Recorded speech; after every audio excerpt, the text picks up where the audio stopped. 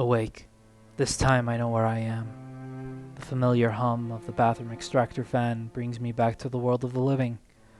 My shirt is soaked with sweat, blood, water. The tap is running. Looks like I got thirsty. After participating in this latest sleep study, following years of adventuring in my sleep, I was told it could help to write my experiences down, anything I can remember as soon as I wake up. This is turned into as soon as I work out what's going on. Initially, all I feel when I awake is a burst of sharp, intangible fear. Writing this down is the first step towards getting my brain to accept I am truly conscious and aware of my actions, apparently. I don't know how it started. This has just always been with me. My first memory of sleepwalking when I was on holiday with my parents. When I was about 4, I woke up in this hotel service lift, cuddled in my duvet, with a blistered burn on my arm. I had absolutely no idea where I was. The first face I saw was that of my panic-stricken mother. She had, along with police and anyone she could find, been searching for me all night, expecting the worst. I feel what I now think of as dread whenever I think about that day. And dread isn't a feeling you really know as a child. You live day to day, moment to moment, looking forward to things, but never really looking back. This isn't meant to be a diary. I suppose I'm just providing context. The clinician said they didn't want to read this. It's just for me. I'm so convinced that anything can work at this stage that I feel I just want my cynicism duly noted.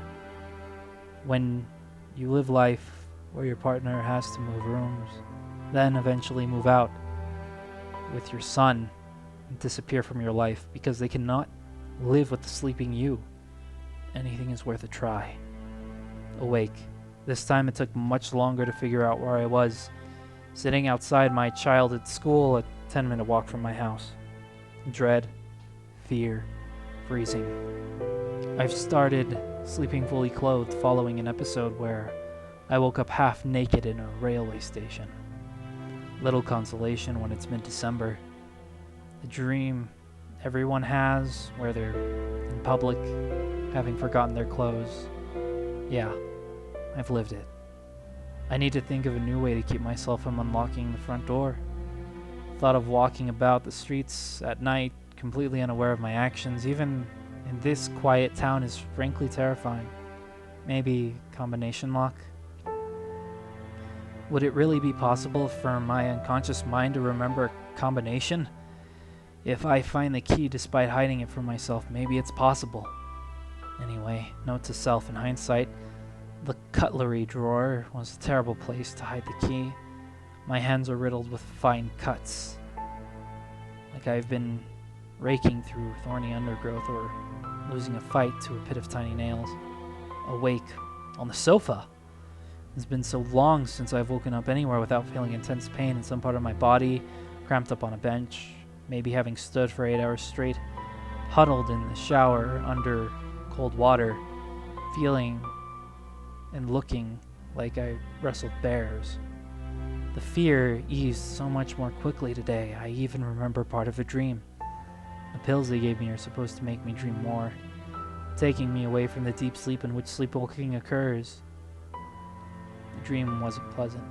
The floor was made of writhing, cavernous masses, and I felt like I was being drawn down towards them. I could hear faint, childlike whispering, which stopped as soon as I became aware of it. Strangely, I felt calm. I knew it was just a dream, and that meant I wasn't sleepwalking. When I went to get dressed, though, I found that my shoes are caked in dark mud. Maybe I did go out. Awake.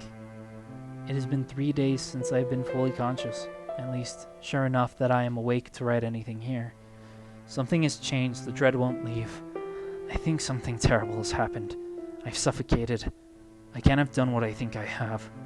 I've stopped taking the pills. The dreams aren't helping. I can't stop likening this feeling back to the one in the hotel lift. The panicked look that only a mother can have when they feel they have lost their child, and I felt like an onlooker.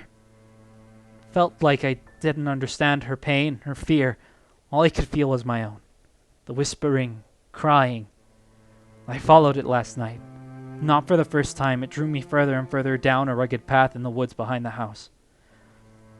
The still darkness surrounded me so completely that every step I took echoed with the crush of brittle corpses of twigs and crisp leaves. A cabin. I knew this place. This is my place. I couldn't help but feel that if I looked inside, I would never be able to leave. Am I conscious? I know all of this is real.